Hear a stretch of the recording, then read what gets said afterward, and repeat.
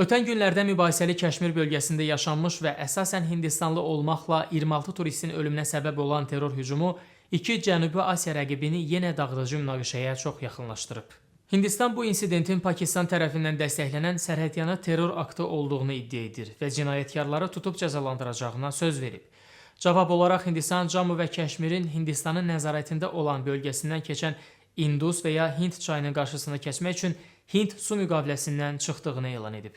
Pakistan Hindistanın bu addımını müharibə aktı kimi qınayıb, hər iki tərəf qüvvələrini həyəcan vəziyyətinə gətirib və 1947-1948-ci illərdəki ilk Hindistan-Pakistan müharibəsindən sonra bölgədə müəyyən edilmiş de facto sərhəddə aşağı səviyyəli toqquşmalar baş verib. Pakistan Hindistanın sərgilədiği mövqeyə görə tam miqyaslı müharibənin qaçınılmaz olduğunu bəyan edir.